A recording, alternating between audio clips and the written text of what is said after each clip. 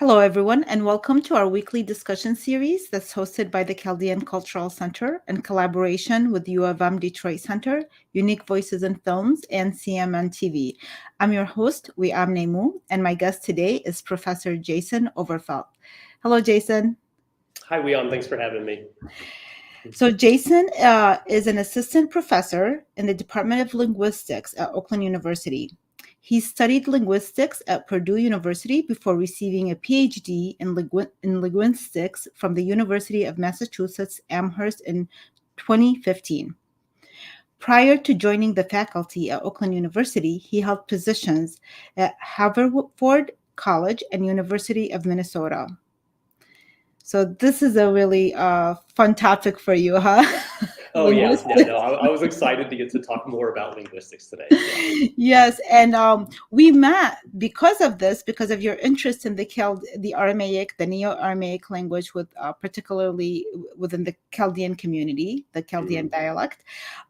So before we get into that, though, so we can find out how you even got involved or interested in it, tell us where you grew up and how your interest in linguistics developed.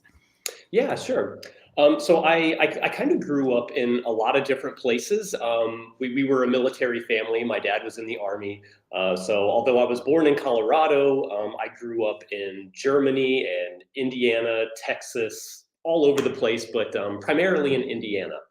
And then so my interest in linguistics, that actually didn't develop until I was well into college. I was pretty, let's say, dissatisfied with the major I had chosen.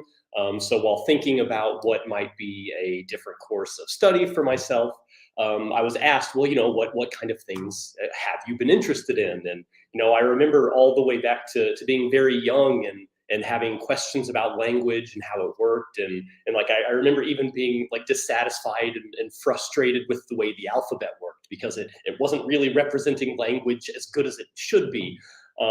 So I ended up taking in college an introduction to linguistics class with Professor Bob Channon at Purdue University, who's still there. And that just changed my life. I fell in love with linguistics, and it was an easy switch and an easy career choice. Okay, Jason, I have to ask you, it's just my journalism side that's just curious. What subject were you in that you were not happy with? I am never embarrassed. Yeah, I am never embarrassed to admit this. I went in thinking I was going to do physics and chemistry at Purdue, and I Oh, became dissatisfied when they had me start writing Python scripts to have particles interact, and I just said, I don't think that's what I want to do.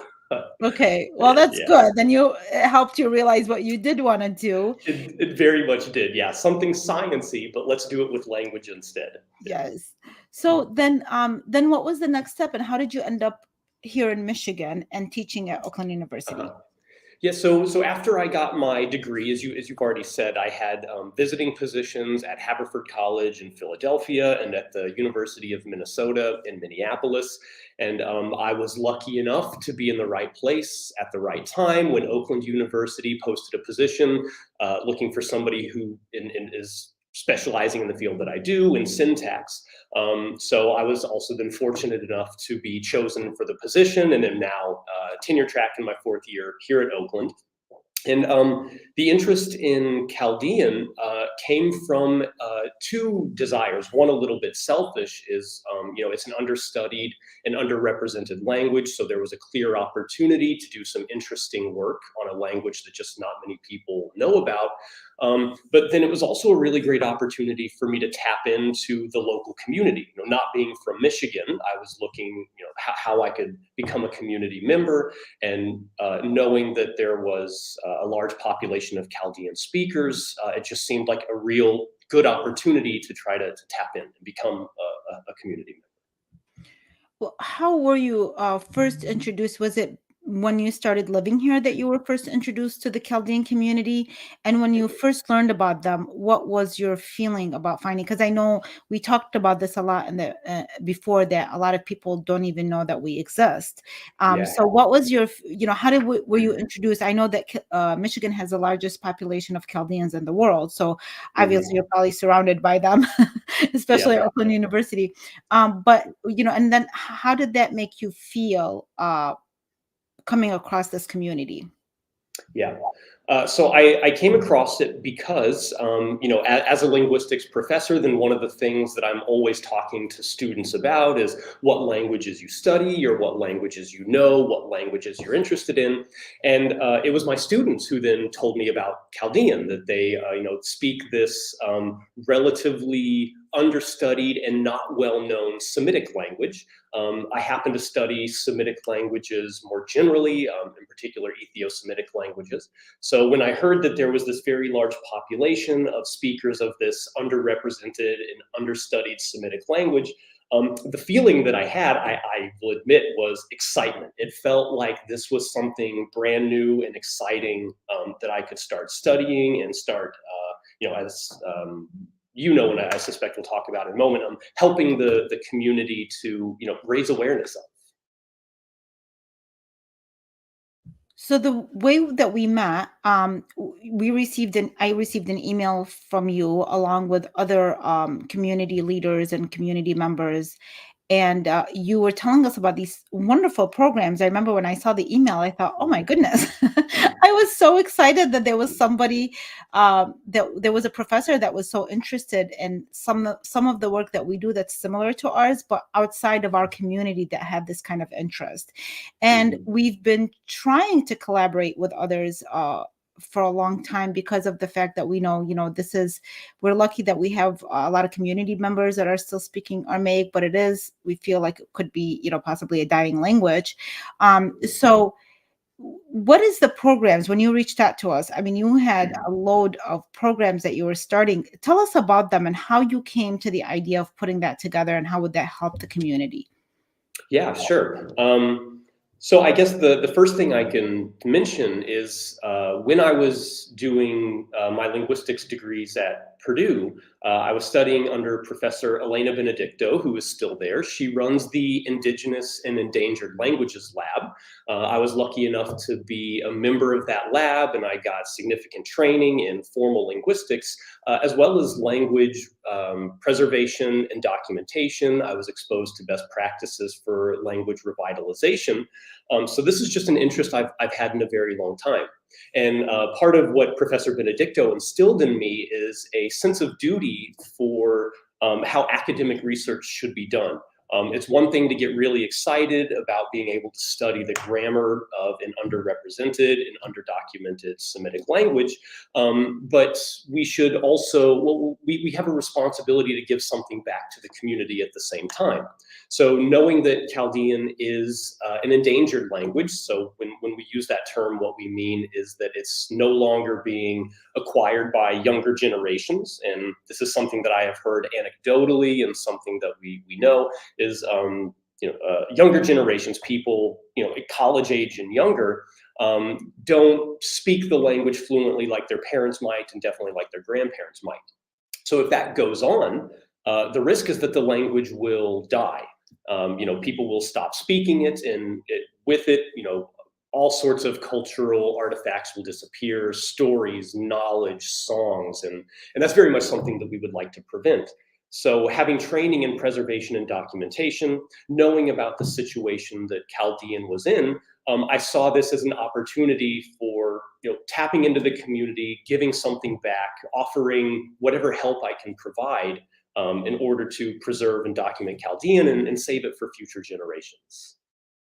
And And then you asked a little bit about what those programs look like. I don't mean to interrupt, but yeah. so Well, I want to say though that we mhm, really thank you for that because that is something that is important to us. And that's why we have this program that we started, digital storytelling, where we tell people, especially the first year, we had only the elderly who were speaking Chaldean, mhm, Surath, because we realize, especially they're using words that we no longer use, and right, expressions, and we have to mhm, look up some of these words or talk to our priests about them to get experts involved. And so mhm. I want to say, I know I've thanked you before for that, but I know our community really appreciates that. Yeah, I'll just thank you in return because it feels like a privilege to be allowed into the community to help with this kind of work. But I think what you're saying really highlights the importance of the documentation and preservation aspects. So to the extent that we can make databases of words and their grammatical properties, their meanings, their connotations, then worst case scenario, we have all of this written down so that as we move forward, our revitalization efforts have something to build on. We don't have to start from ground zero. And even as languages change, which they all do and they inevitably do, now we'll have a record of how a certain generation spoke, and we'll be able to track the changes over time. And those kinds of things are just as interesting to linguists as anything else. Um, yeah. So you have Oakland University is celebrating International Mother Language Day on February 21st, which is Mhm. that is so exciting. Regardless, to me, I think it's regardless of your background or if you speak another language. I used to love traveling to just different parts of the world and listening to foreign songs. I didn't Mhm. understand anything. I took all these years of French and didn't Yeah. really it didn't Yeah. really stick, but I would not Mhm. change it because I just enjoyed so much the process. Watching foreign films, listening to to the language and reading the subtitles, Oh, yeah. that was part of Mhm. the enjoyment of watching that. So it really Mhm. um, I'm excited about it because to me, even if I wasn't speaking a second language, I just think it's so fascinating and so important for people to try out different cultures. And how do you do that other than, it's always the foods, it's the language, and of course it's Right, the yeah. land, number one, but Mhm. the secondary, it's just having in our own community celebrating the foods and the culture and the language.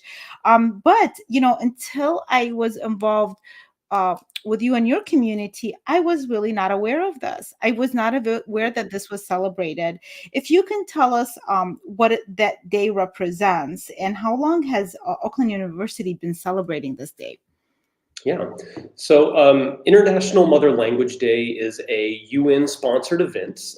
It had its very first iteration in the year 2000. It's celebrated on February 21st every single year. That's related to its origins. So, it was placed on this day in dedication to various deaths that occurred for in an activist protest against language suppression in India. As far as Oakland University's recognition of this day, this year will be our fourth. So we started in 2020 during the pandemic, and it was totally online. We have grown slowly since then, and I'll go ahead and put out some information for everybody who's watching now. If you would like to attend, you are absolutely more than welcome. It is February 21st from 5 to 7 p.m. on Oakland University's campus. It's in the Habitat in the OC, but there's, I'm sure we can make this information available otherwise. Um, but what the goal of the celebration is to recognize and raise awareness of the linguistic diversity and multilingualism around the world, but for OU, particularly in our communities. So we bring together as many different people as we can and celebrate the languages that we speak and the different dialects. And one of our goals here at OU is to celebrate linguistic diversity and multilingualism, also with a critical eye to linguistic discrimination as well. So it's well known, for example, that perceptions of an accent can lead to perceptions of lower intelligence, even when those things are not correlated. We have studies out there that show, for example, that the language somebody speaks or the dialect that they speak in can be used to discriminate against them with respect to education, housing, all sorts of things.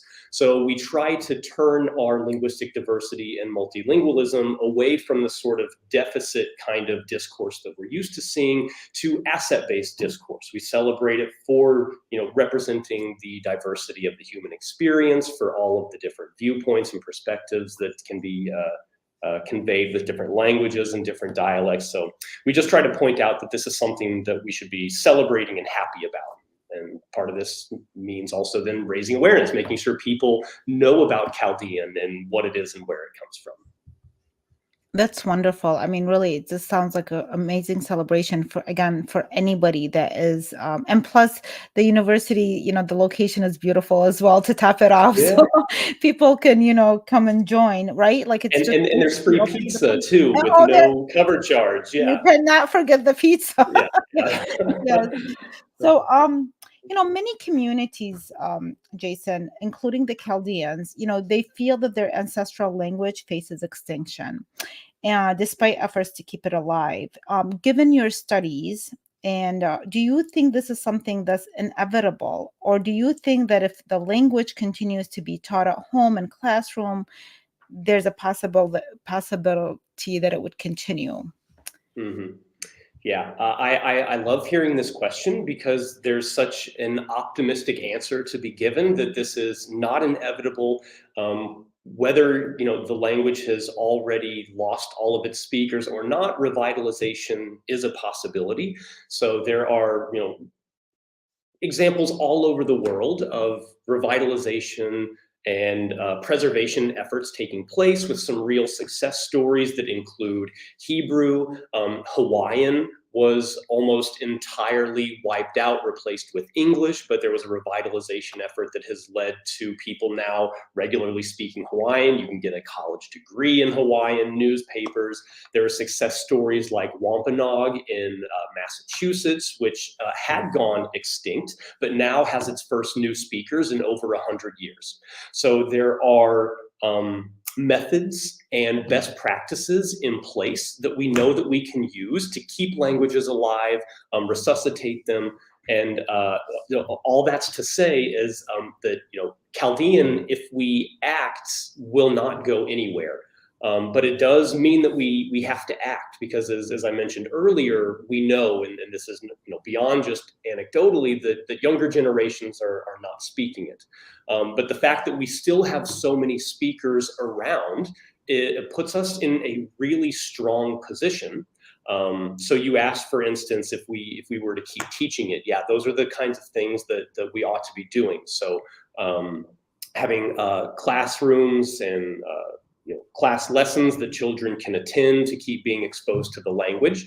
But if I can just say a little bit more, it's always worth pointing out that children don't have to get formal, explicit education to learn a language. So if you think about it, children learn to speak long before they ever go to school. Long before they ever learn to read. All a child really needs to acquire a language is to have somebody speaking it around them. So, we do have to have classrooms. We need immersion programs, among many other things. But as something that your viewers might be interested in hearing, the most important and crucial thing that we can do for a child is just use the language around them. And I realize that's not always easy. Children aren't always interested in having a certain language used with them. It can be frustrating for them.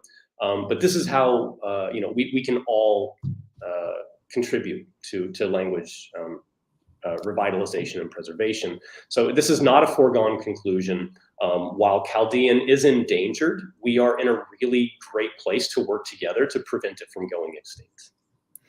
Well, your response is very encouraging because I knew about Hebrew. I did not know about the Hawaiian language. And what was the other language? I did not catch the name.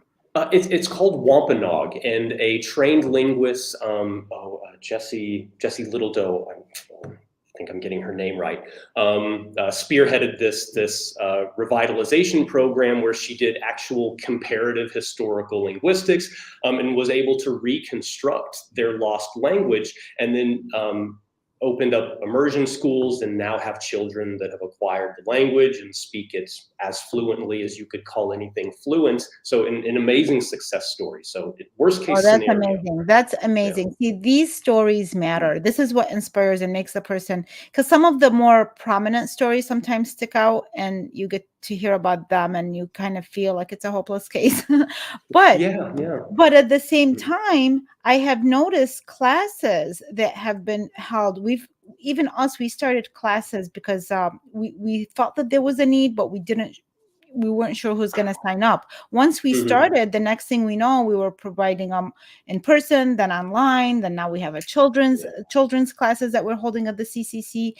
And then I just a couple of days ago, one of my Twitter friends, Yeah, he's wonderful. He was born here and so was his mom. He's Chaldean, but he suddenly announced on Twitter that he is going to be holding these free 10-week classes on Chaldean, on Aramaic. that's amazing. That's great. And Yeah. I signed up. I said, I'm just, I Hey. mean, it never hurts because for me, I think, especially for the reading and writing part, and even for the reading and writing, just also helps you continue to remember, to use the language. Hmm.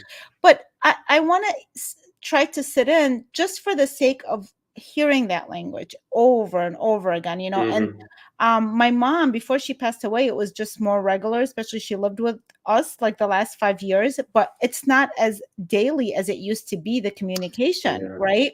So Hmm. when you are involved in putting yourself in a situation where even just listening to it, like when I check the translations for our digital storytelling videos, to me, that's a wonderful exercise to listening to that and making sure like the words just stick. So being in a community, especially, I'm so proud of these young people who are doing this, who are interested to keep it alive. And I think when they listen to you, of course they're influenced, because when you're giving these kind of examples, somebody was, oh well, I can do that too. They'll have that kind of Yeah. attitude. They're educated, they're very smart, they're young, and they're very passionate. And those are very important things to have in order to, you know, push for that, and continue Hmm. it.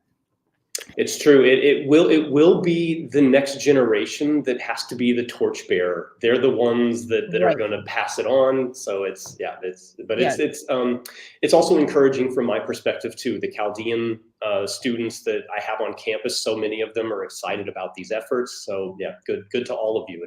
It's a testament to the community, I think. Yes. Thank you. So by working with the Chaldean community, what have you learned about them and their Neo-Aramaic dialect? Yeah. So, as I mentioned, I'm not from Michigan. I grew up primarily in Indiana. That's usually the short answer to that question. And it's a little bit sad to say that unless you really have a deep religious background, you may not have heard of the Chaldeans. And even then, you may not think of them as people who are still here. They're not a people who have been relegated to history. So, having moved to Michigan and met all these wonderful people, I've actually had the chance to learn a lot, like so much within just the past couple of years, because it's all been new to me.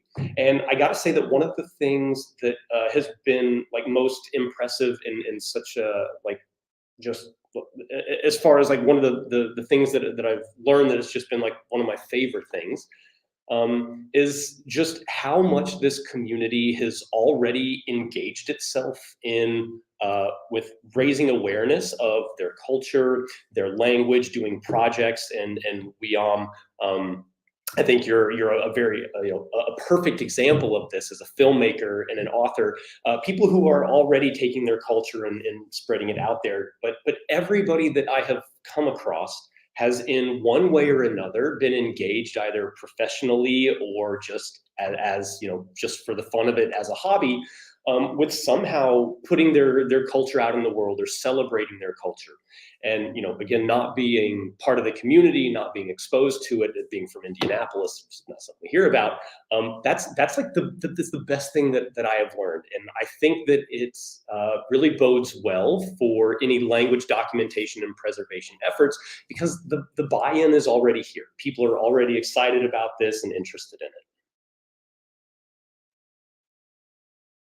Thank you. I have so I have Mina, one of a Yeah, Chaldean I kid, mean, yeah, who's also, she's a student at Oakland University, and she wrote like a little memoir. I had her here previously, and that's also something, just as you were explaining right now, this is what she's doing. So she is yeah, yeah. professional, and her memoir, I think part of her part of the success, because she was so candid and really telling about her story, right? But it's the space. I often say, like, this Michigan is such sacred ground for us because it has provided us with this opportunity to continue our stories. And it's, when you Hmm. enter the museum on the way out, we have, this is my favorite thing, is these words that says our story continues. That Yeah, oh, it's beautiful. despite all the, yeah, the thousands of years, we start with thousands of years ago, over 5,000 years ago, we start at the museum, and then when we're leaving, our story continues, and our story started thousands of miles away, okay, on Hmm. in Mesopotamia and Iraq, and then we continue, and the story is continuing here because thank God for technology, but thank God for also this land which has embraced us in that way and given us that kind of confidence and uh, comfort, and I guess safety, that we can, because I often say, once your belly is full, and then you can focus on being able to do other creative things, and this is where we're at right now. And then there's Hmm. having places such as Oakland University, and having professors such as yourself who are understanding the value of that, makes us, also encourages us to keep, because we feel like sometimes, you feel like you're in a void and nobody's really hearing you or seeing you, and then you realize, no, that's not true. There are people out there. There has been several professors who have taken such an interest in this community, and we're really grateful for all of them. So yeah, I'm looking forward to doing more with Oakland University. I know students that go there. It's just really they're being so encouraged by this whole endeavor. So thank you very much, Jason. And I have one last question for you. So what message, any message that you have for the Chaldean community, particularly as it relates to their mother language? And I guess, you know what, it can be focused on the Chaldean community, but I would say just everybody at large who has a mother tongue, that, what would you say Yeah. to them? Yeah. So I think one thing that a lot of people will already feel, and then so this is a message of validation, that the language is a cornerstone piece of the culture. It's worth fighting for, it's worth saving. If you feel the call to, if you feel the call to somehow become involved in the preservation and documentation, I think I'd be more than happy to hear from you, and you should feel free, like, to take steps towards becoming involved in preservation and documentation. When languages disappear, a lot of the culture disappears with them, and we'd like to not have the culture be relegated to history. We want to see this live on in future generations. So if you are interested in becoming involved and being active in that, let me just remind you that it takes no formal training at all. Like, there are methods and practices, but really what's crucial for saving a language is using it, and importantly, using it around younger generations. So we know as linguists that the children automatically acquire language. They do it effortlessly. They're just little language learning machines. They do it like it's their job. So we don't have to have formal practices. If they are exposed to the language, they will acquire it. So the lesson is just it is important, and there are ways to help, and it takes very little. It's just using the language, which, lucky for us, is something that we're all excited about and want to do anyway, is to use the language.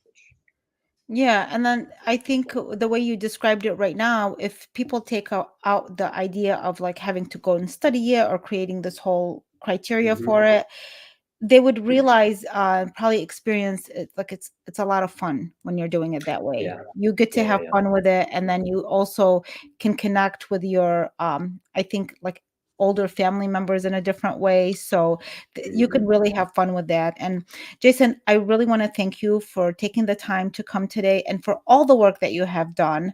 Again, the Mother Language Day, International Mother Language Day, is on February 21st. You said from 5 to 7 p.m.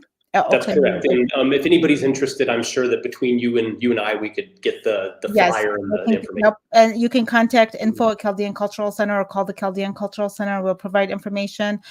So yeah, and we will be sharing flyers as well, like you just said. Yes. So Okay. thank you so much for joining us. Gianna Besimta, thank you very much, Leon. Thank you for letting me be a part of all of this. It's a real Thank honor and you. a pleasure. Great, great. Surat, Jason. Thank you. Wonderful. I love hearing that. Abraham gets a little bit of credit. None of the blame, but all of the credit No, you as well for helping me learn. beautiful, Thank you. beautiful. Thank you, everybody, for watching. Have a wonderful day. Bye bye. Thank you.